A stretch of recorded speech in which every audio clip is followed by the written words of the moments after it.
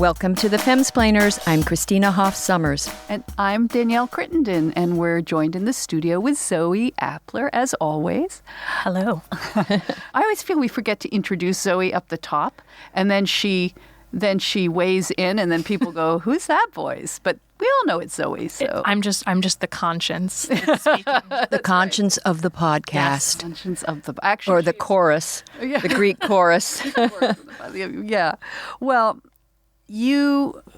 whatever we were going to talk about today, and not Game of Thrones. Can I just reiterate? It can't be Game of Thrones again. This is a character failure in both of you. Even if you're not interested, you have to keep up with the culture. I get the memes.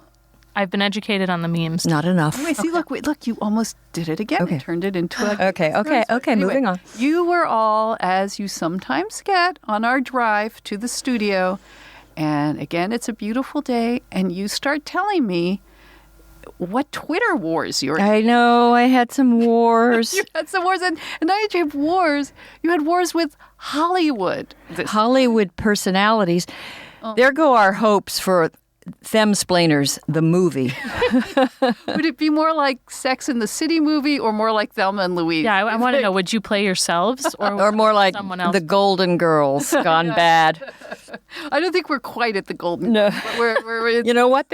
I'm afraid to look to their ages. They might. They might. Like they 51. Might. Yeah. I just feel that all women looked older then, and it wasn't just because of plastic surgery or something. Maybe it's just the hairstyle. They all look like Mamie Eisenhower. And just Google her, like they could tight. Be 32, and right. they look like Mamie Eisenhower. Yes. Yeah, no, it's funny that. Okay, but anyway, so let's get through your Twitter wars. And then. Well, I had a little trouble with someone you may know who's actually pretty funny, but Busy Phillips. She tweeted about. It was actually a video, and then it was tweeted by lots of people about... Is she in Game of Thrones? No.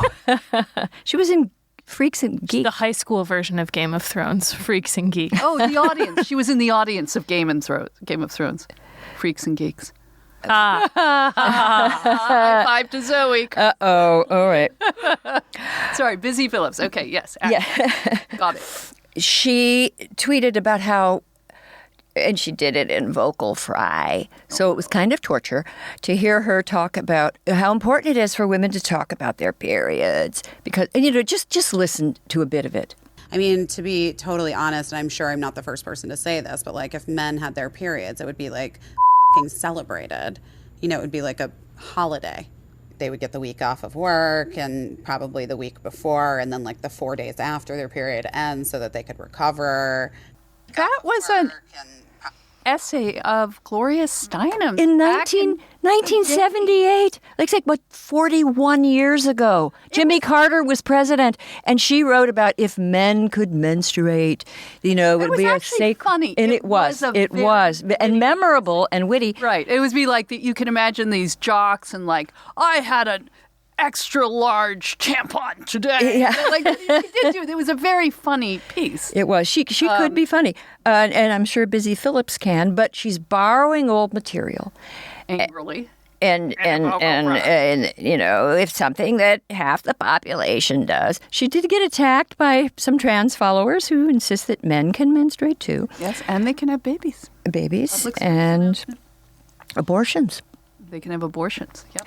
So I just tweeted that, but politely, but I did quote tweet her, which is a little aggressive, that because it annoyed me. Everything about it annoyed me, and I just said, "How you react? This is not how men achieved power. They didn't come to power by whining about their bodily excretions." This is just not a path to end. It's a path to sort of women sitting in circles, kvetching. I mean, do you think that men, how often do they sit around and talk about jock itch? Maybe this is the secret locker room banter. They're actually... It's like, do you think that the locker room banter is this like, it's in a vault and they're talking about their freely and in an animated way about their nocturnal emissions and their jock itch. No, this is female narcissism. And so I tweeted that, and then most people agreed with me, but You got a lot of retweets or something on that. yes, but then several people thought that I was snarky and insensitive. And then I said, I'm not being snarky. And then I sent another tweet that's saying if she really wants to help women, she would help them unlearn vocal fry. Because and then I got in trouble. Some leftists said, "Oh, this is a so-called feminist. She wants to help women by shaming them." I'm not shaming. I am being motherly. We are kind of ridiculing. We're not shaming, maybe, but we are. They need to be. If my daughter did that and talked that way, I would, in a kindly way, suggest she take lessons in elocution. Right. We've talked about this in the past, where Hollywood actors and actresses would go get voice lessons, so you could learn to talk like this. Well, you don't have to talk Very smooth. No, there are all sorts of ways to have a lyrical voice. Vocal fry and uptick are just not among them. Would it be any better if she had said, if half the population had their periods, we wouldn't have this bleep problem? I think I kind of agree with that. No, because it's hard for people to take you seriously, and they don't know it, and they don't even know that they do it, and it's bad for your vocal cords. Yeah, I don't even know how you do it. I mean, is it like a habit? You just or go is it down. just your voice? Well, see, I did it. Voice. It's a habit. It's a bad habit. It sounds like you've been smoked. So take a beautiful young girl. She's a beautiful young woman, but her voice sounds like a woman who smoked 2 or 3 packs of cigarettes for 40 years. You sure it's just not her natural voice? No, it can't be. She might have smoked that many cigarettes. She smoked a lot of cigarettes on Freaks and Geeks. That was her, because her character was a rebel. Well, I kind of admire that. If you came by it honestly, then I respect cigarettes. it. By cigarettes and It's fine. whiskey. All right. Okay, so you've So then there's off Busy Phillips. I don't know. She's. I don't know if she's noticed, but a lot of her fans and others think that. And even some of my followers who like me say, I like you, but you were wrong here, and women shouldn't be shamed for their periods. Who's shaming anybody for their periods? Maybe in India, in rural villages.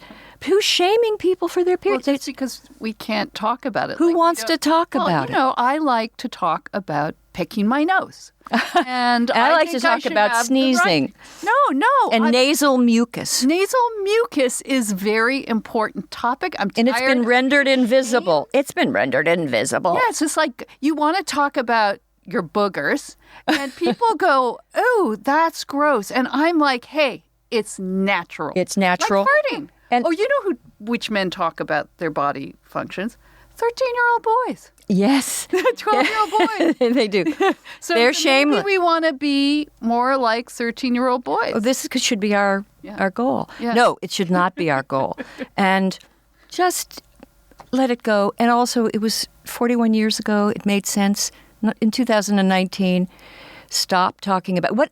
This is just something that worries me. There is this obsession, an abiding obsession among feminists to talk about themselves. And I mean literally their bodies, their vaginas. Called navel gazing. Navel gazing. And, there's a big world out there. Worse. Yes. Well, that was another thing. In our consciousness raising, you were supposed to talk about other gazing. there were gazing. there were mirrors. Worse. Oh. But okay. But let's move from. Have you ever taken a mirror and gazed? No. Because Is that at feminist? I once went to a feminist conference. I'm not joking. Where this was again 20 years ago, but as you say, back in the day, that every woman in the room. This is a public women's conference, and one of the breakout sessions was asked to lie on the just enjoy looking at yourself. And I was All right, that is a complete a weird kind of narcissism. Well, my only question left with Busy Phillips is, does she have a sibling named Lazy? I like the name Busy. Yeah, it's a funny name. Anyway, that's a good name for. Okay, so what other Twitter? Well, then I got in trouble. I can't even explain this one, but can you explain it? Yes. Zoe's explaining it. Yes. Zoe knows which one. Okay. So an article was published on tolerance.org. Which is the opposite. Just go to tolerance.org and it's all about intolerance. So everyone, it's an intersectional nightmare. Intolerance.org. So there was an interview about white fragility with a woman named Robin DiAngelo. And so a famous Hollywood director who was the director of Selma and of the recent Wrinkle in Time remake with Oprah. I liked Selma. I thought Wrinkle in Time was unwatchable, but moving on. Okay.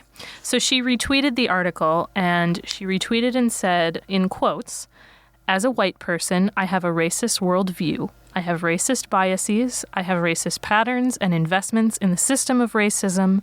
I also have investments in not seeing anything I just said because of what it suggests about my identity as a good person." So Christina retweeted this and commented, "This sounds like a forced confession from a terrified captive." Yes, it does. This confession, and it if you read, covers everything, right? Like she can't say anything. She can't say anything I thought without acknowledging her infinite sinfulness. It has religious overtones, something out of Jonathan Edwards and this angry God, and you can't appease him because you are so infinitely sinful, and we white people must confess and for our sins. And where is this going? Well, I thought when you first read that title of that article, I thought you were saying white frigidity.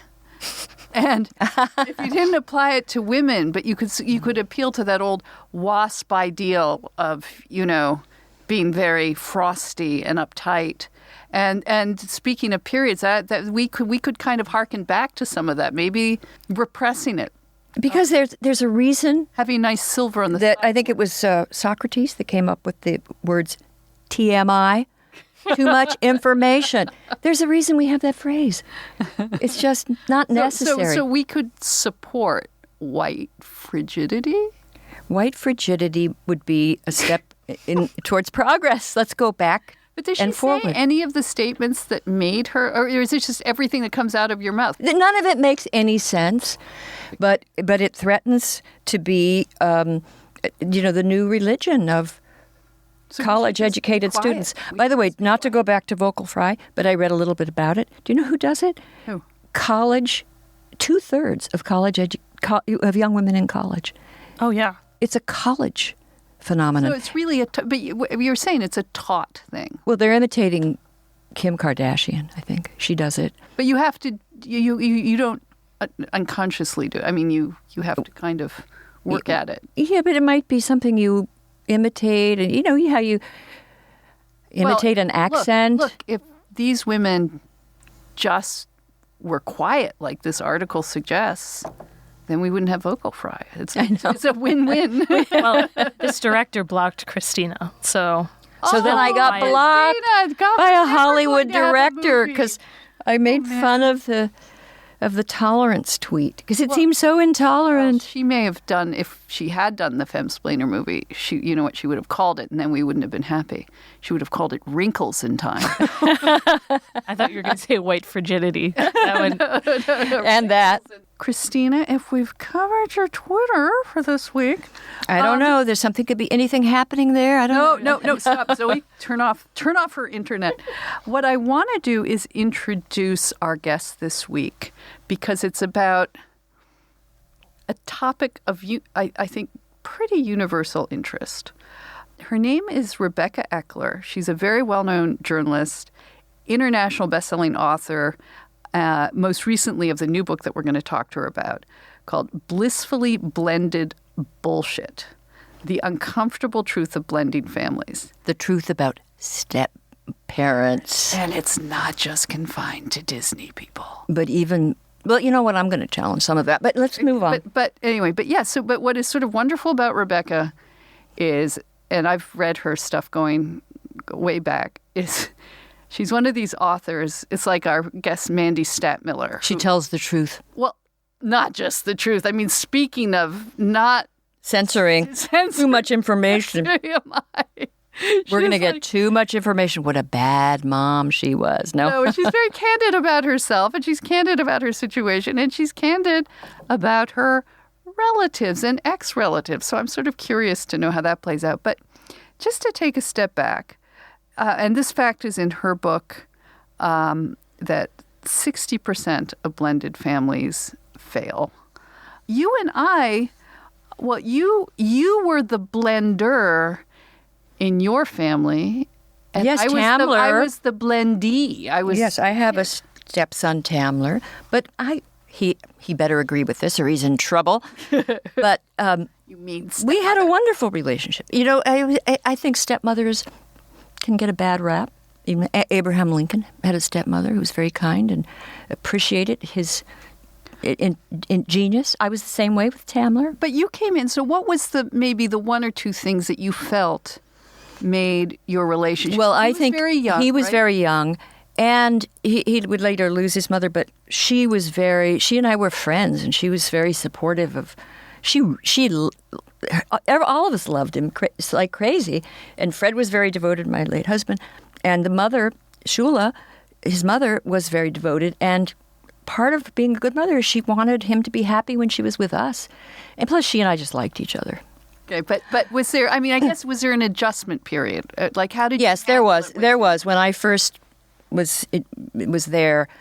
They were fighting, and she wasn't. But how did I handle it with Tamara? I'll tell you something else. He was so young, and I was relatively young. Mm-hmm. He was like my little brother. Yeah. And then when I had Fred, we had his stepbrother David. Tamler was 13 or 14 years older. And then, so David was like his little brother. Somehow it all worked. Like the family pet. Everybody, David was the pet. So there wasn't that kind of, because sometimes you bring a biological child, and Rebecca did this, we'll talk to her about this, into a blended family situation, and that can cause new rivalries and tensions. Oh, reading her book, I just felt like, boy, did I dodge a bullet, because to have children 7 or 8 years old, and then you marry somebody that has kids that old, and they get together, it's very, very hard. Well, I grew up in a very blended family. I have 4 parents, or had 4 parents at one point. Father, stepmother, both have died, but growing up, they were there. And then I had a stepfather and my mother. The best stepfather ever. Oh, gosh. He was really your dad. He was. And even though I had a real father, I think the credit went to my mother, who, there has to be somebody in the family. I mean, all were good sports about it. Pete was amazing. But there had to be someone who was kind of managing the relations. And often that does fall to the mother/stepmother. And I think that's why it really worked. I mean, he came into my life at a very early age. My parents divorced when I was like 5. What was different then, and this would have been the late 60s, 1970, was I think divorce, it was just starting to happen more and more, but it was still relatively rare. So both sets of my parents, both parents, father and mother, got remarried within a couple of years. And both treated the remarriage like a marriage. That my mother, I never saw her date. I know she did date it, like she told me later. But I wasn't introduced to my future stepfather until it was extremely serious. And then my mother wanted to make sure that it was going to work. That she wouldn't have just married someone and then said, well, the kids will have to, it'll all work out, the kids. So what she did is she set up a day for us to all go out with this prospective stepfather, which we didn't know, right? We just thought, okay, she's taking us somewhere. And my stepfather, he was like a boy at heart. I used to joke that I didn't get a new father. I got a new, much more, a really fun older brother. He took us to, in one day, we were in Toronto, so he took us to Niagara Falls, an amusement park, and a miniature village, all in one day. He said it was the best day of our lives. And we were with my new future stepbrother and my brother. Miniature village. It was a miniature village. And we were coming in the car back, so three of us, my brother, me, my stepbrother, future stepbrother. I had a little sand bucket because I got car sick and I would throw up. And we were in the back of a Dodge Dart wearing no seatbelts. God. And he said to my mom, I didn't hear, my mom told me later again, he said, I wish everything in this car was mine. Oh. And he just he was family ready, and he loved my mom, and he would go on to love us, but it was a role taken seriously. That it was a marriage, and you're with grown-ups, and they come with kids. In this case, they're in their 30s and 40s, and you didn't just expect the children to that there was work at it. And my mother most profoundly was the person who worked to have us all be a family, and we were all treated very equally, and my stepfather was, of course, wonderful fun. But I look now and I see, when I look at series of people living together, kids having different men coming through the house or different mothers, and there be no kind of rules or structure that I went from a very problematic marriage where my father often wasn't home to suddenly a complete Stable family. Yeah, redone nuclear family. That's what they did. But I think now it's far more fluid and unstable, and kids don't have that sense of, okay, well, this is for life, surely. So it's an interesting problem, and I think Rebecca really explores every angle of that in her book. Very honestly. So let's bring Rebecca on and talk to her about her modern day experience.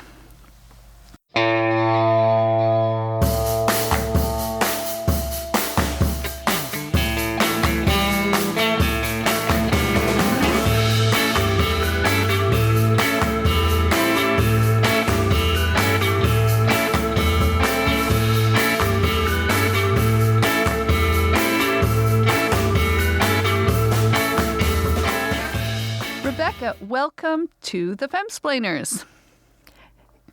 Thank you for having me. We're so glad to have you, but the first thing we need to know is your favorite cocktail. I am a tequila gal. A margarita? Straight I up? like margaritas. I like tequila and soda. I like straight up tequila shots. I'm a tequila girl. Do you have a favorite tequila? Are you like a reposada person or? Oh, I'm not that fancy. Oh, you're a cheap shot tequila girl. Yeah, I'm a cheap shot, and I'm a cheap drunk too. So. Well, you fit right in here But, with the yeah. Femsplainers. Tequila, vodka. We shame a lot of things, but we would never cocktail shame. We don't cocktail shame. You don't cocktail shame. One of the things I love and have always loved about your writing, because we're both from Toronto originally, and I've followed your writing over the years, and you're always very raw and candid. You never hold anything back. And so it was kind of, I think, refreshing to read a book about trying to blend families and be a step-parent and have stepchildren from your perspective, because you just let it fly, basically. So tell us about what drove you to write this and what happened? And set us up a little about what happened. Okay, well, I should start at the beginning to explain Yes. my blended family, which was I met a guy, and we got along, and he was actually the first father I had dated after my divorce with my daughter's father. So he was the first father I dated. So he had 2 children, and I had a daughter, and then together we had a son together. So we were really blended.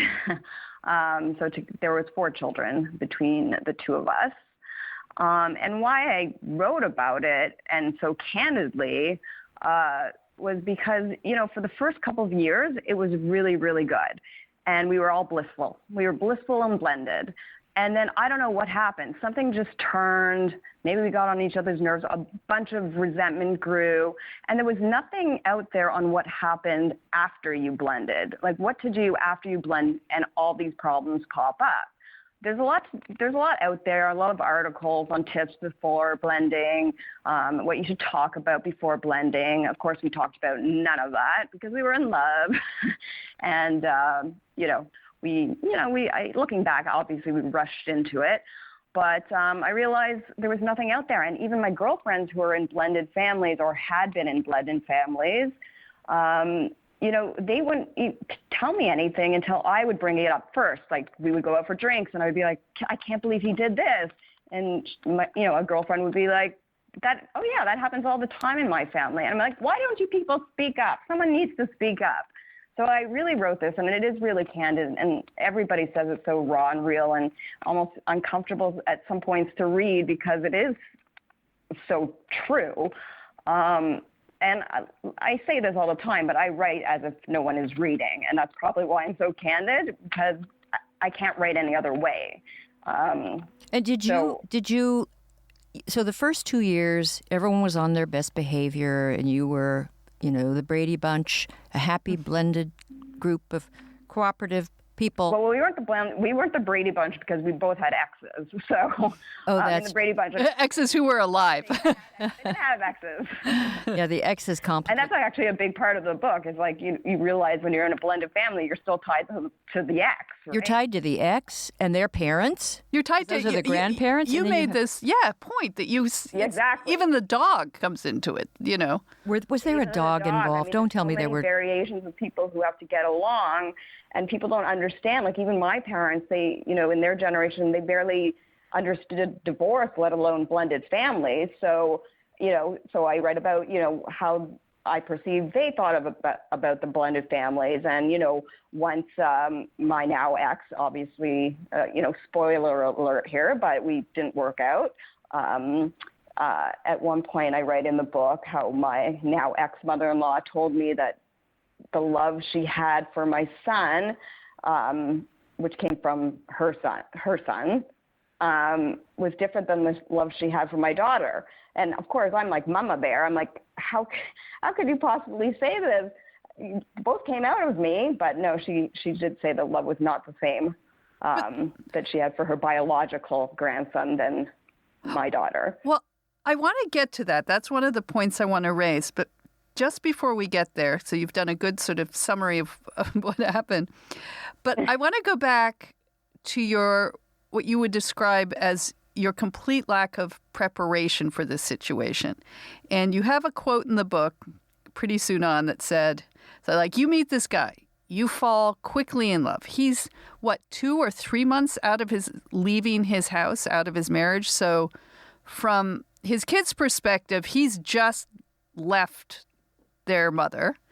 And then you guys fall in love. And then you write, there was no sitting down and talking about the logistics, no discussion of how it would affect the kids, no dialogue over who would pay for what, no talk of disciplining each other's children, or if the ugly leather chair he is so attached to would be better left on the side of the road. So you guys pretty quickly move in together. You throw your families together. And that seemed, especially amongst your friends, that seems to be a common thing, right? People fall into this? Truth be told, he was a guy who, he was just the type of guy I've never had dated before, and I guess I found that kind of appealing. But that being said, I was also nearing 40, and I knew I wanted another baby. So I actually say this in the book too, and I don't like using the word ultimatum, but I did say to him, I do want another baby. So, you can have your 9 months to think about it. I won't bring it up at all. And I didn't. And he actually came back to me much sooner, saying yes, he wanted a baby. So, there was a biological rush in the sense to have another baby because I had my son when I was 40. And so in that way, and that's why he actually moved in, is because we got pregnant. I did make him get a reverse vasectomy. Well, not make him. I mean, I didn't hold. Did he bring that ugly leather chair? Yes, he did. And he took everything when he left, except that ugly leather chair. Oh no! That's for irony. Okay, so you're saying part of the rush, but here's what I was finding puzzling, and then I want to get to the sort of biological love versus step-parent love. That from what I sort of see in these situations, and I think it is common as you described it, that the approach of a couple today, and divorce is very common. These now blended families are more common. The approach is, well, if we love each other, it'll work.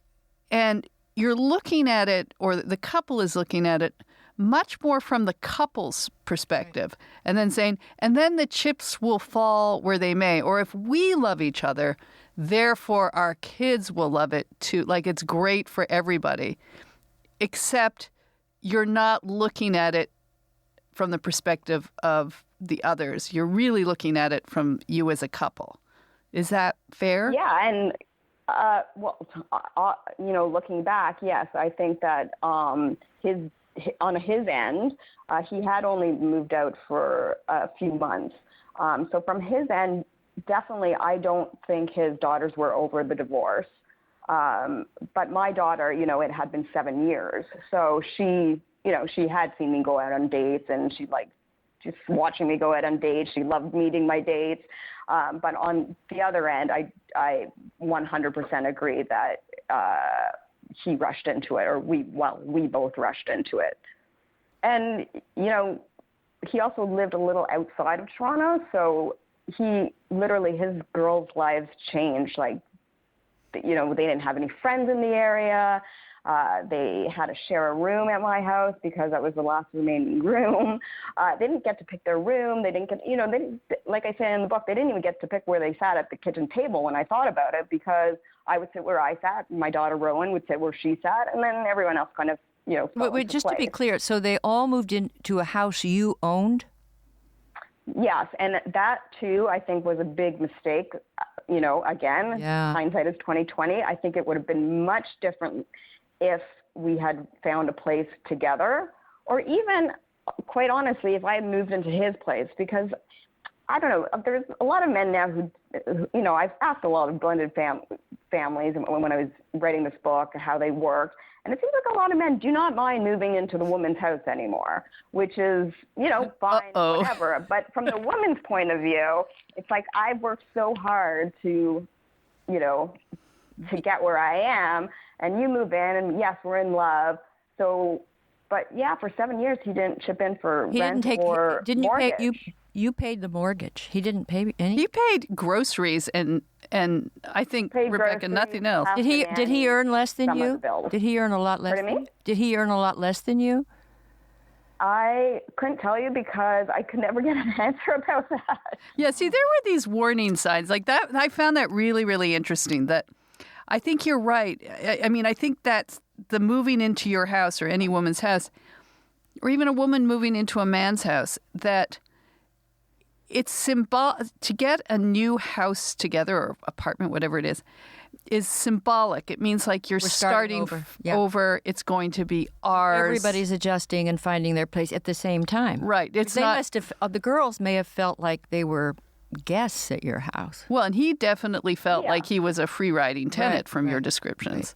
Right. And well, didn't that bug you? Like, he didn't offer anything, and in fact, as you point out, it was half owned by your ex-husband. So that's right. So he kind of felt, every time something broke down, he didn't realize. but just because my ex was paying for half of it, there's other things that go into a house. Like, I have a pretty large lot. Like, I had to pay for a gardener. That was a lot. And, I had to, I hate to say this because it sounds so, snotty, but, when we had the baby, I paid for the night nurse for, 3 months, which is thousands and thousands of dollars. I really do feel like in the money, if we're talking about money, that I shelled out way more. And I do know this because suddenly, as soon as he moved out, he could afford to rent another place, and he was going on vacations all the time. And he took your car? And every time he drives out with my car, my heart sinks a little. Yes, I had given him my old car, which wasn't that old. It only had 50,000 kilometers on it, so it wasn't, it was still in good shape. I had given him that. But I think maybe I'm just kind of a generous person. I didn't, and it wasn't until after people were saying to me, yeah, he's always been like that. You never saw that. And I guess, you know what? Honestly, let's just get back to the biology. I had love goggles on. I wanted a baby. Here was this man who at the start treated me like gold, and I had love goggles on. What can I say? You were in love with him. It's the truth. You were in love with him at the time. Is that true? Or Yes. Yes, I was definitely in love with him. Oh, well. Yeah. Well, let's go to the challenges. And you wrote what we were talking about earlier about love being different, as he put it, or his mother put it, for biological kids or grandkids versus stepkids. And that didn't strike me as crazy or unreasonable. It struck me as quite realistic. Is that? I mean, I think you didn't feel the same way to his kids that you felt about your own daughter. Absolutely. She was just the first one to say it out loud. So that's why it was kind of a shock. You mean the mother-in-law? The mother-in-law, yeah. She was just the first one to say it out loud. And people usually don't say things like that, right? As I say in the book, think it. You don't say it. Mm-hmm. But, I do say in the book. And I also, when we started to unblend, it's funny when you're in a second, I call them second chance relationships. When you're in your second relationship, you realize different things. And I realized instantly when I fell out of love with him. And even though I had fallen out of love with him because my daughter had been hospitalized for something. Oh, yeah. Tell this story. Oh, my goodness. Yeah. So my daughter was hospitalized for something. Her father happened to be with her at the time. And he said, I'm going to the hospital. So, of course, I raced to the hospital. And my partner at the time, he was coming home from a business trip, and he went to a Halloween party. Even though he knew that I was at the hospital with my daughter, and I say, you made many bad choices that night, right? Yes, you might have gotten drunk on the plane, but what sobers you up more than your own child being in the hospital? But it wasn't his own child. It was my child. And I can tell you with 100% certainty, if it was his child who was being admitted to the hospital, he would have been there. But he decided to go to the party, a Halloween party, which is the instant I fell out of love. But yet, for 2 years, I still kept trying. And I don't know if that's because I thought maybe things could change. I kept saying that to myself, things are going to change. He's going to, contribute more. All the resentments I thought would change. And I realized this is a funny part of the book, is he suggested couples counseling. And I was like, he's like, I'll pay for it. I'm like, great. After 2 sessions, he's like, I can't afford to pay for couples counseling. I was just like, this is. What happened in the counseling? Did the counselor take sides? I don't even think we heard a word what she said, because you go to couples counseling and let's be honest, you're just arguing in front of someone else. You're just paying someone to. Well, a good person will presumably direct you, but you just said she kind of sat there and didn't help and took the money. But what struck me also about that hospital story, maybe this is, I want to kind of get to the root of this.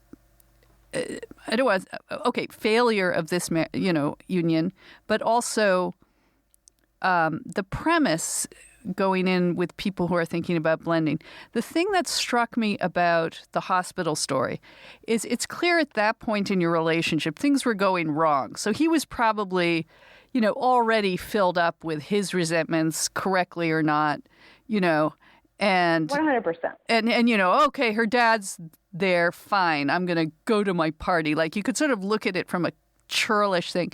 What was striking to me was, I don't think, not that he didn't care for your daughter, but he didn't care for you. Like, you don't have to be a super genius to think, well, I'm not really worried about the kid. She's got 2 parents there, but you needed him. And that was the point, right? Like, he was just indifferent to your plight. And that kind of gets back to the main problem. He would say that I had told him not to come, which could 100% be true. My problem with that is, even if he had told me not to come to the hospital, if his daughter was in the hospital, you could bet your ass 100% I would be sitting in that waiting room. I would be bringing food. I would be bringing clothes. Even if he said stay away, I would still be there. Maybe not right in the room, but I would be in the hospital. And he was at a Halloween party, and he said to me, well, I had my phone on me. And I was like, okay, you're at a Halloween party. You're going to hear a text coming in. I mean, I had to walk him through this, actually. Okay, your first bad step was, getting off the plane, and you saw my text, but you went home. You changed into costume. Then you took another Uber to the party. There were many, many bad choices, and it was actually the first time. We were together for 7 years. It was the first time he actually said, I'm sorry, in 7 years. Well, that's I think that's a general male problem, not to condemn all men on this one, but one of the things, and this is what it raises when you go like the Halloween party, and then he got on the plane, that you also wrote, I thought, very perceptively about the slights that if it happens in a biological, let's just for better or worse call it biological family, like you had what you called the high-buy fights, you had the photograph fights, that the stepkids they would come in and your stepdaughters, and you didn't say hello first. Right, and that's noticed.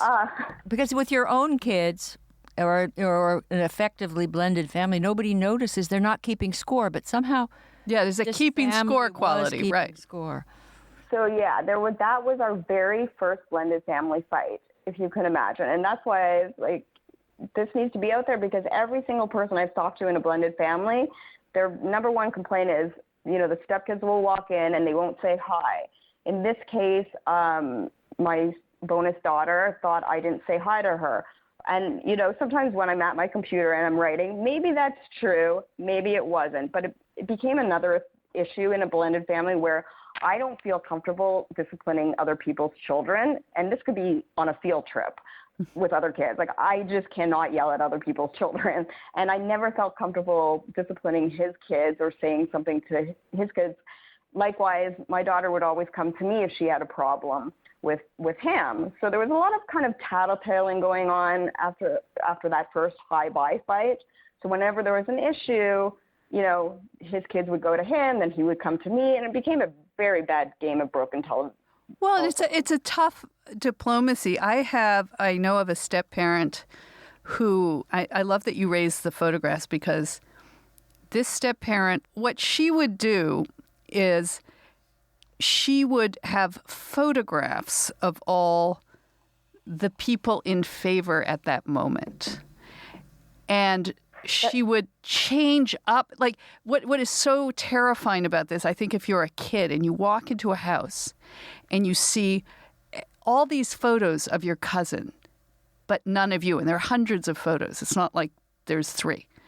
And you're not there. And it's a weird thing to have to complain about, right? Like, you can't go to that person and say, why isn't there a photo of me? But it's hurtful. But it's because kids do keep score. Kids are the ultimate scorekeepers. They notice nothing escapes. Yeah, like, he got 3 Smarties, I only got 2. What's going on? Christmas presents. Like, there has to be absolute parity. And so maybe what this high buy, and I think, or whatever these slights are, it's not obviously about whether you say hi or not first. It's about a perception of inequality, and that's what these photos come down to, and all these other, as you say, ridiculous slights that wouldn't, be noticed. Yeah, like little things that turn into 3-year wars, right? Like, so, but likewise, my bonus daughter had been in my life for 6 years when she went off to university, and of course, I didn't go for the day she moved in because her mother was there and my partner was there, and I never felt comfortable with his ex-wife. We didn't start off on a very good foot, and we just never. We were not the type that were, drinking wine together and laughing about, his quirks, right? Yeah, so when my bonus daughter moved into her dorm room, I noticed that there was and she had been in my life for 6 years and my daughter's life for 6 years, there was no pictures of me or her daughter. And I wasn't offended about me. By that point, I realized where I was, on the priorities list here. But I was kind of in shock about, I was just like, on behalf of my daughter, I was kind of like, you've been living with her 50% of the time for 6 years and you don't have a picture up of her. So, I don't come across in this, if people think that, I'm just criticizing my ex or the stepchildren, it's not that at all, because in many, many moments I am very, my reactions looking back are so immature and my resentments were so silly looking back. But when you're living it, But they are the iceberg tips, and in a way, what those photos, I guess, were saying, and this is why I'm obsessed with photos, as you can tell, because I've seen it, and it does feel kind of deliberate. I have photos of you all over my house. Same, Christina, same. But the that what she was sort of saying is, and as revealed in the photographs. That is, that I'm making a statement of what matters to me most and what doesn't. And you seen that is hurtful because, as you say, you've been in these lives. But then you also noted, and not just in your situation, in many of these other blended families that then broke up, these kids had intense relations with their stepfather, stepmother, and then it vanished, over time. Sometimes quickly, sometimes not. And it's painful. And when you go back to the question of love, like, listen, when you unblend a blended family, it's even worse than just your traditional divorce. And I was so saddened by the whole thing. I could barely take care of myself and my daughter and my son. I was so, saddened by all of this that I didn't realize that, when you unblend, you don't just lose your partner, you lose their children sometimes as well. And in my case, that's what happened. And it wasn't until only about 6 months after we had broken up, and I picked myself up and could get out of bed and, do my thing and raise my kids, that I realized I really miss these girls. I had such a, love. Did I love them? I don't know. I could sit here for hours and think about love and what is love, but I definitely had a deep fondness for them. And I was, ironically, this is funny. I was saying, to a friend that, I don't hear from them. It's only when I reach out when they get a new job or they're graduating university. But today one of them reached out for me, but it was to get money for a fundraiser. Oh, you had to buy wrapping paper or cookies or something? I had to donate money for a charity run. So, but that's the only time she's actually reached out to me, and it's now been more than a year. Was your daughter good friends with them? Did they have fun most of the time? Well, this is the other thing no one talks about. Considering they were all girls and all just 2 years apart, I would have thought they had bonded more than they did. They don't keep in touch either, and which is weird because they all have a brother in common. And how does he? It's crazy. How does he balance? How old is he now? Holt is his name, right? Holt. He's turning 7 next week. Oh, so he's like a pretty big kid at this point. Yeah, no, and listen, He probably loves everybody. he grew up watching his sister go off with her father, and his other two sisters go off with their mother. So to him, when we broke up, everyone says, "Is he affected?" I'm like, no, he thinks it's just normal. And it's like, when did it become normal to be like the kid, one kid who stays at home while three others are going off to their other parent? Like, that's normal now. You know, I was thinking as you were talking. Did the divorce affect him? Not really. I was thinking as you were talking, another thing, as you mentioned in passing, that so you had this blended family, but the girls would go off half time and not be there. So there was constant adjusting and readjusting. So they'd leave the house. Was it half the week? How was that divided? Yeah, and it was like 50-50.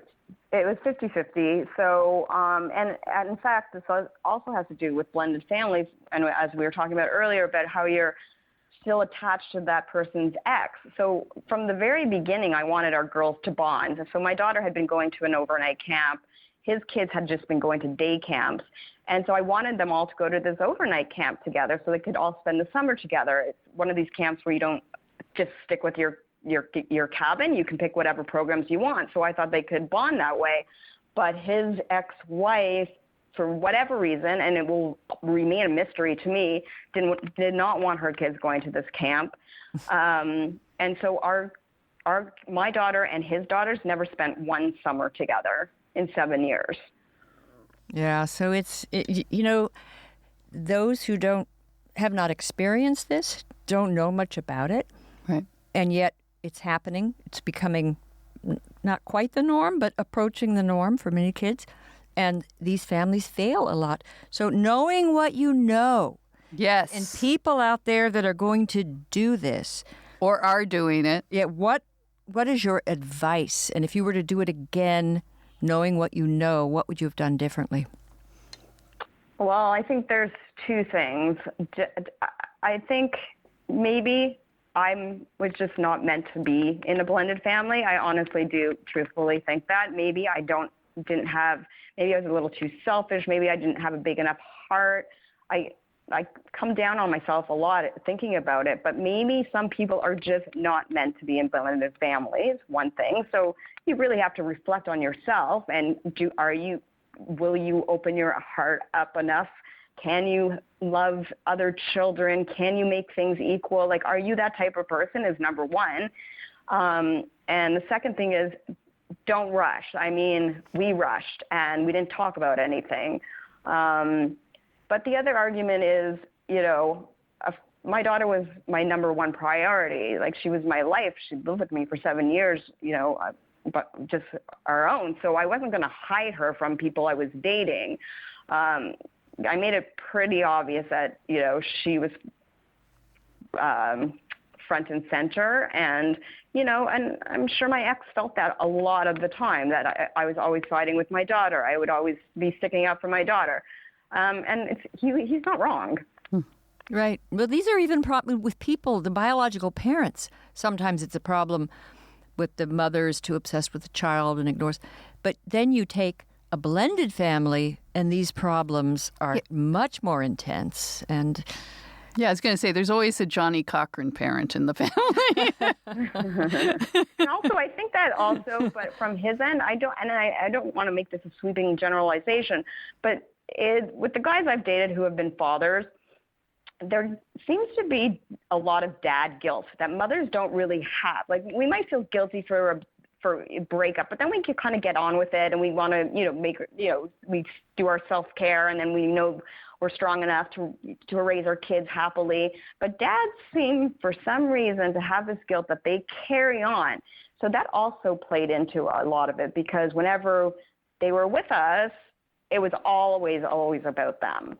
So, and I think it's because he felt so guilty over the... Oh, yeah, you'd say he'd become like a Michelin star chef when they were around, and then like that I read about frog cartoon and Looney Tunes, and then when other people, when you were there, you just rib it.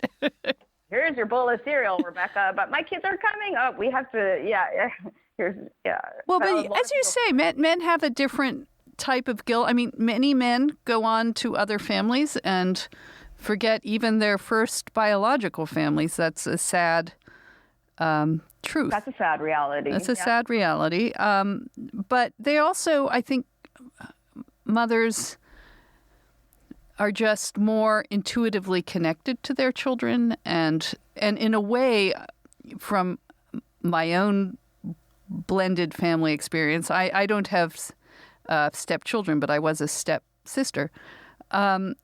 It really was my mother who made it work. The two mothers, my stepfather's ex-wife, my stepmother, my mother, they all had to work together they are the ones ultimately controlling the date book and saying, where are you going to be this summer? And, the fathers could be great, but they were definitely, and maybe it was a different time, but they were definitely detached from the everyday rhythms. The everyday rhythms, exactly. Yeah, now I find that the opposite. Like with the divorced men, when they have their children, they really have their children. I mean, every weekend they were with us, we had to go to a mall because that's what they like to do. They like shopping. And that's another thing. I mean, I realized quite early on that, taking them to museums or art galleries, that was just not their thing. That was me and my daughter's thing. We kind of, she loved going to the museum and art galleries and things like that. But that was just not their thing. And I personally hate malls. I get mall headache. I don't like it. So a lot of the times I took myself out of the equation of going out with them. Looking back again, I probably should have tried harder. We all should have tried harder. That's, I guess. Well, but you're talking about, and this is actually, Christina, what you said, that's a perfect phrase, the everyday rhythm, that most families, they're not doing outings. Like, that's the other thing, because you get this custody for a couple days. You feel you got to make a big thing about it. You got to go to the circus. You've got to, you got to do this. You got to do that. Cirque du Soleil. Got tickets this week, or we have to go shop and buy you stuff. There's not just like, what are you doing today? Nothing. What are you doing today? Yeah, Nothing. why couldn't they just go out and play? Or not even play, just hang about. And, that, I guess that's the other thing, right? Like this need for performance of the guilty father. And I'm sure guilty mother too. Less so, I guess. But also it could be just the kids' personality, because they were not the type of kids that just liked sitting around, and they didn't like that. They wanted to go to shopping, and they wanted to do things all the time. And it was hard on me too, because do you think if you had a lot more money, does it make it easier? Well, money obviously makes everything easier, but I'm just wondering if... Oh, no, then you get the poor little rich kids, they're thrown with the nannies, richie rich. Yeah. And there wasn't a lack of money in this. I always say, like, if you're marrying for money, you're going to pay for it for the rest of your life. No, I'm just thinking like... don't marry for money. You could just send them away on send them shopping in an Uber. Christine, I don't think that would solve the underlying tensions. I'm thinking that Uber is not a step parent. Too. Like, I literally bought a place in Mexico so we could bond there. Yeah. But then what happened, and I paid for it all by myself. Yeah, this is a pattern that's a problem, Rebecca. I'm just saying. But then the problem became, well, he had to pay for 2 plane tickets for his kid. I only had to pay for a plane ticket for my kid. And then what? Do we split the bill for our bio kid? But wait, you were paying for the house. Yeah, see, this is also, it gets down to it's like unionized negotiations. No, I think I think one mistake, I think maybe it's better in families just to have a common source of income, and well, maybe that wouldn't work with a blended family. Well, it can. Well, I mean, he did contribute in other ways, and I think this is happening a lot nowadays. Like, women, our self-esteem is tied to, like, people loving us, and men's self-esteem is kind of tied to money. So I feel like, he did a lot, as a quote, I say this in quotes, as an entrepreneur, he was his own boss. And so when he came home, I think he felt a little bit like an employee because his way of chipping in was to cook and to clean, to clean up. Like that became our rhythm. Yeah, it's not a good. The money dynamic is a killer. I think. I'm just going to say no one will like me saying this, but I do think women, on average, typically like to feel protected or taken care of. And or at least somebody wanting to take care of you. It's true. Last question for you, Rebecca. It is a very candid book. It's a very candid book about your ex and his family. And have they read it? Have you heard from anyone? You know what? There's been excerpts out. My guess is 100% they have read at least excerpts from the book. Yeah. If not the book itself. And to that I say, listen, I couldn't write my truth without, I wrote it as if they were not going to read it.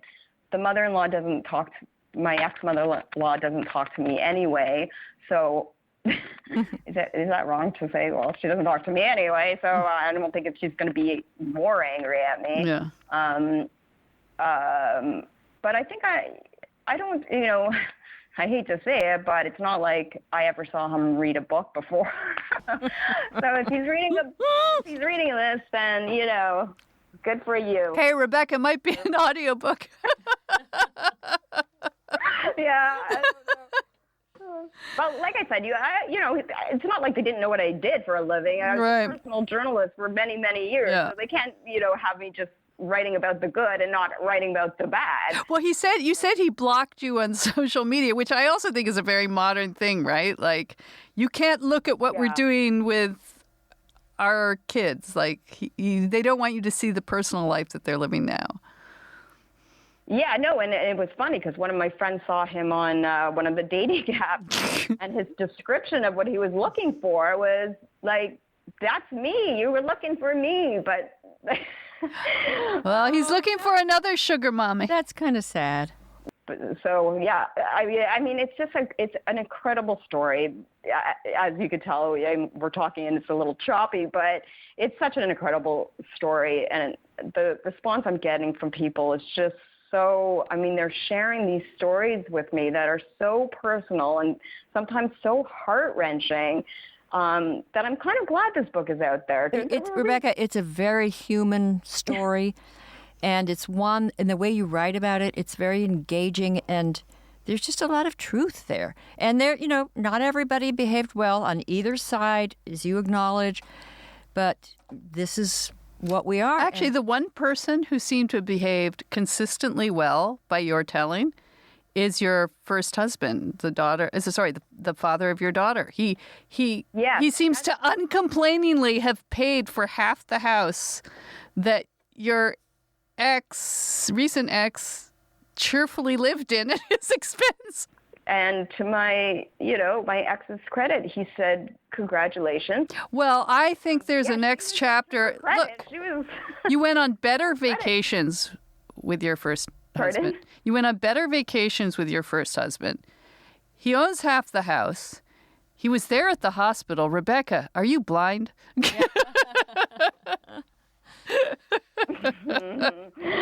I think that ship has. If you would like to know, I am dating someone. Oh, does he have children? Has a job? He has a job, but does he have kids? He does, but the good news is that I will never be living with him because one of them is already living with the girlfriend, and they're older. They're way older. So this he's about 10 years older than me, which means nothing. Like after the age of 40. So I don't think I would ever blend like that again. I have a crazy proposal to think of while you're dating this older guy with older children, and this is something I haven't understood. When you get past the fact that kids are living in your house and you have to be a kind of stepmother or stepfather, you are, for better or worse, taking on a parental role. When the kids are out of the house, why do you have to blend? Why can't you don't have to marry? You can just say, this is mommy's friend. This is dad. Well, you don't have to say mommy because they're obviously adults. But this whole idea after a certain point where you have to make it a happy family, you don't. They're grown-up kids. Because then there's a whole question of inheritance. Yeah, those. Honestly, my ideal would be to live next door or across the street from someone. That's my idea. That's your ideal. That would, you do your hanky panky. Good night. I'll see you tomorrow morning. Yep, because and I'm then really you fucking cranky do in the everything morning, else. and no one Right. wants to wake up Keep two in houses. the morning. Keep two houses. I know an older couple, and this does strike me in this situation as the perfect compromise. I hope you're not talking about me. No. Okay. You haven't made the perfect compromise yet. Okay. But they are, I think they're both in their late 60s, early 70s. Well, that can't be me. No, it's not you.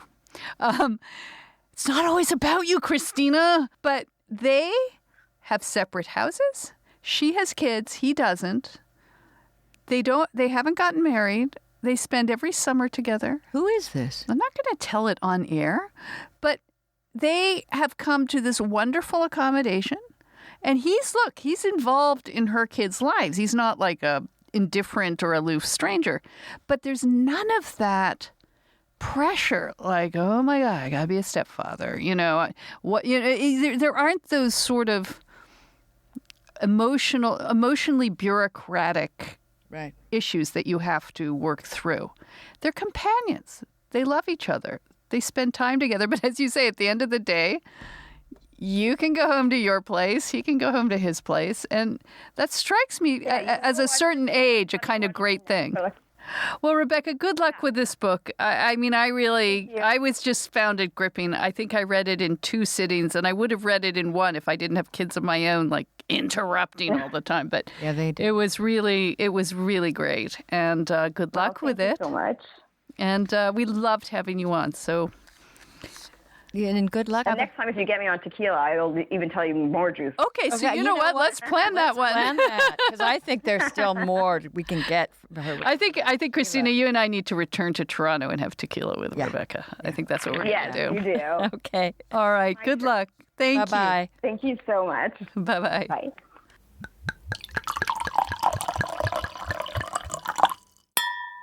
So I wouldn't mind if Rebecca was my stepmom.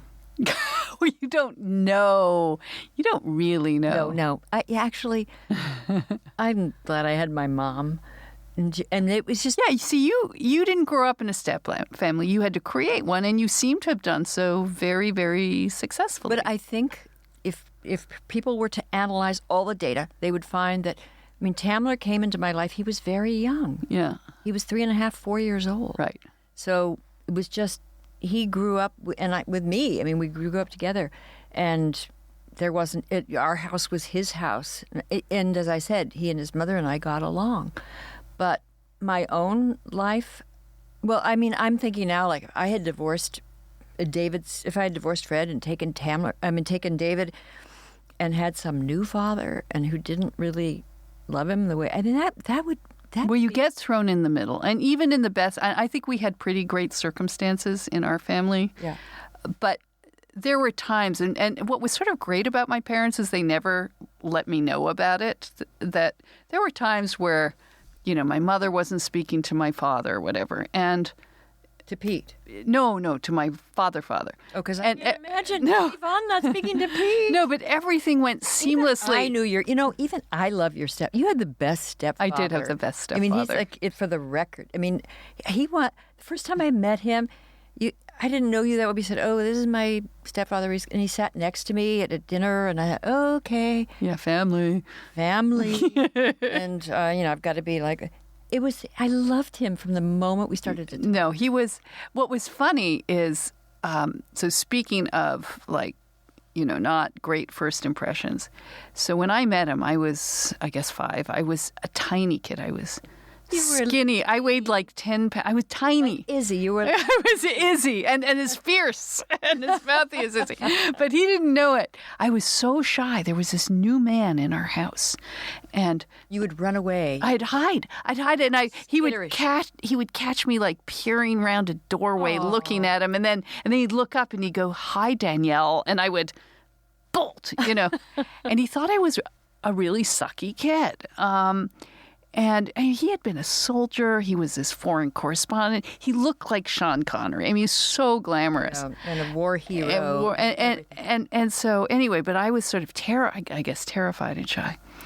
And then he took us, but he was such a like going to the amusement parks and things. He was a kid himself. He loved doing these things. So he took us to one of those big neighborhood pools, vast pools with thousands of kids in it. No, just like a big community pool with a high slide. And I asked him shyly if he would, let me catch me at the bottom of the slide if I went down the slide. So he said, okay. So I went to the top, especially for my size. I looked so tiny, like a little flea circus, And I get to the top of the slide and I plunge down. And he's at the bottom and he watches me fly off the slide and sink like a stone. And I hadn't told him that I can't swim. Oh, no. You went off the deep end? And he looks at me for a few seconds, sort of sinking to the bottom of the pool. And he reaches down and he pulls me out of the water. And I was like spluttering. I said, I can't swim. And he said, from that moment on, he said, I just loved you. I thought you were a sucky kid, but if you're the type of kid who will go off a slide and can't swim, you're my kind of kid. So we were very, very close, and it was magical, but it wasn't, my mom was often put in the middle of things, kids become teenagers, but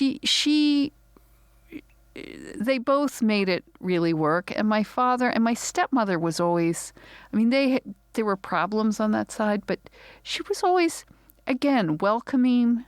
She didn't try to be my mother. She was always fair. And she brought other things. She was like a wonderful reader, and she brought me great books. And so people can find their niches, but I think maybe sort of the Disney stepmother is based not on you and not on Rebecca, but there are kind of new families where the stepmother, especially as we discover, like a lot of men are marrying younger women, they don't have children, and this is where it becomes Disney. Like they want to erase anything that came before them. Right. Like your children, your previous life is not part of my story, and therefore I don't want it. And that's where you get the pathology.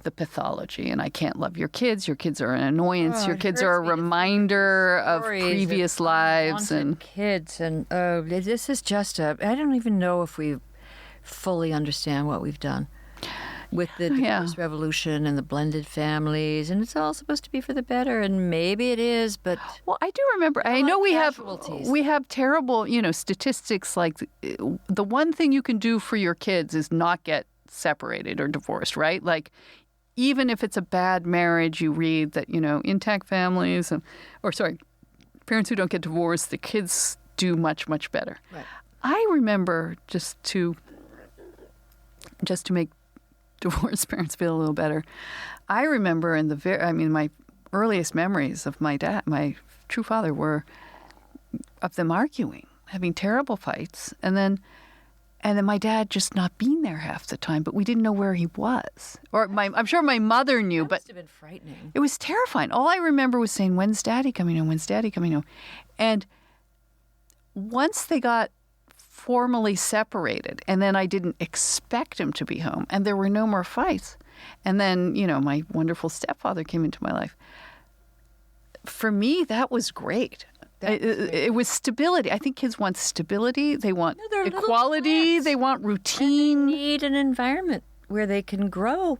And if they keep being replanted and repotted, and then all of these, threats, no, it needs to be. So whatever your parents did, It works so well with you. Well, they took it seriously. But I do think the message to take from this book is if you're even thinking of doing this, which of course many people are, I think it can succeed, but don't pretend it's going to be easy.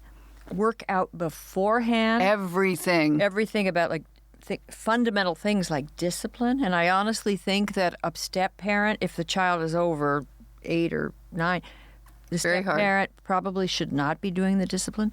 Should just be the natural parent in the home, because otherwise... But you know what? My stepfather disciplined me all the time, and I always respected it. He was special. It's true. I guess it's a sort of respect. Like if he said stop doing it, you know. It is kind of respect. I was like, yeah, you're right. Anyway, well, that was fascinating. We don't have time because, again, we've got to stop. We're becoming longer and longer. But if these... Oh, I forgot one story. What? That shocked me about my stepson, Tamler. Oh, okay. I may have told this before, but we're going to reveal this. Just in case I didn't. Yeah. So he has a podcast, The Very Bad Wizards, and plug. Yeah, plug. But they don't plug the phlegmsplainers. That's when we start talking about our boogers and our mucus.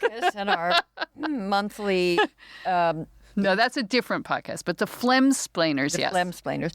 So when I was protested at Lewis and Clark College, they called me a known fascist. And so on his podcast, he hates me to call him his sidekick, but Tamler's sidekick, Pizarro, his friend, psychologist. Pizarro? Pizarro. Oh, Pizarro, like the painter?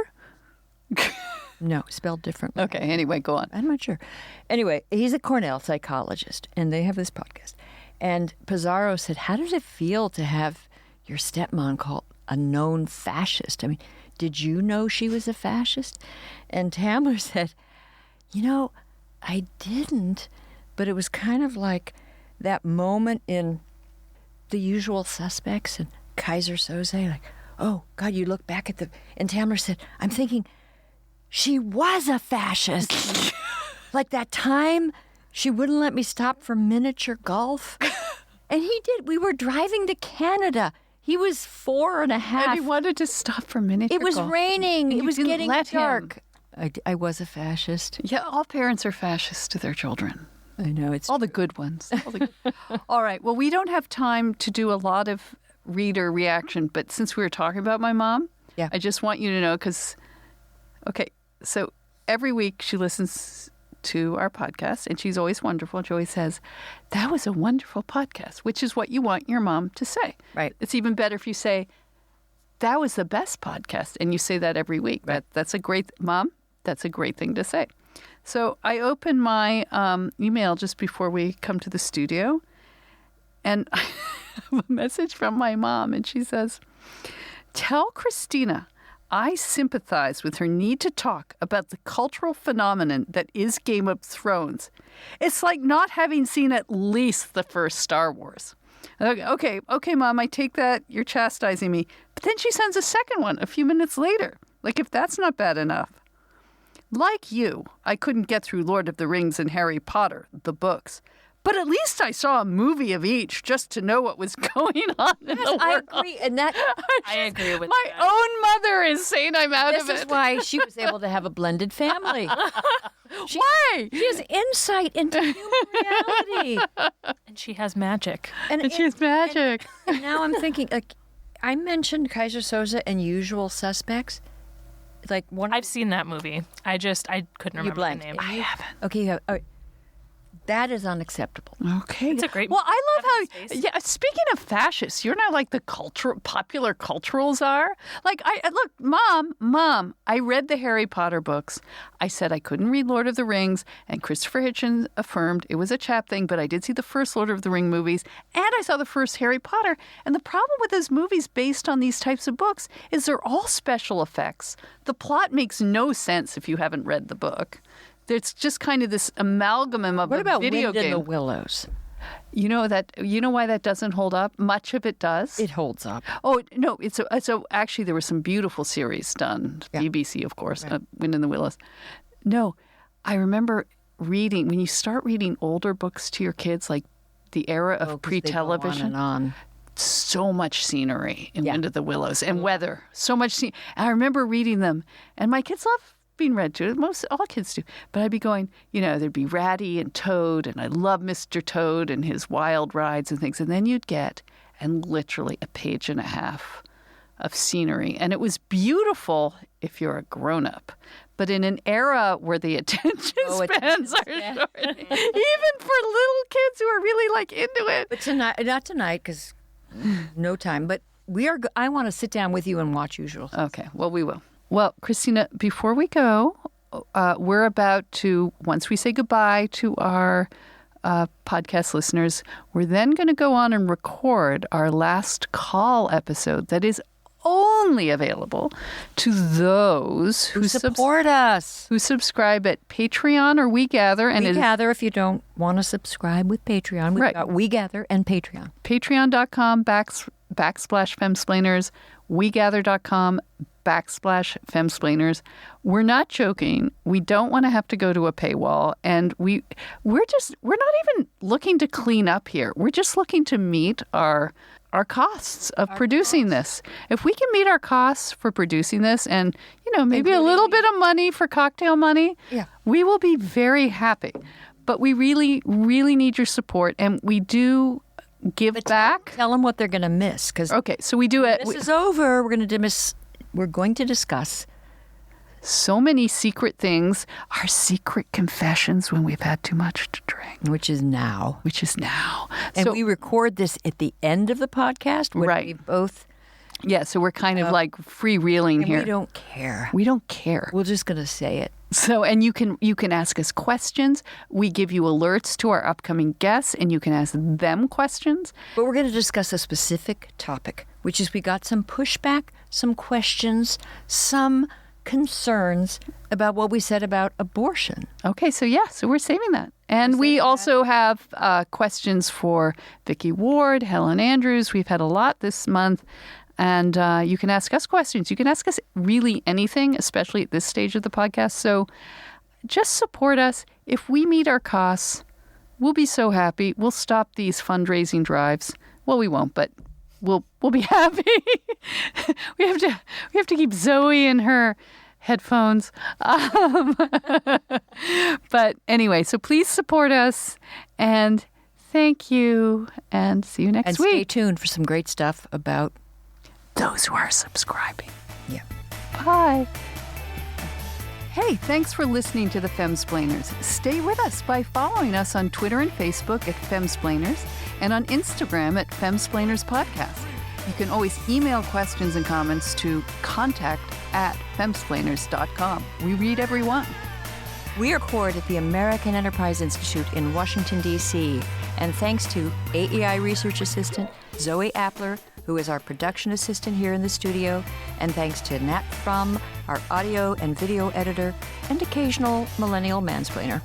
And listen to us on pretty much any of your favorite podcast platforms. And please remember to subscribe and like us at iTunes if possible. Every like helps us keep our solid 5-star rating. Cheers.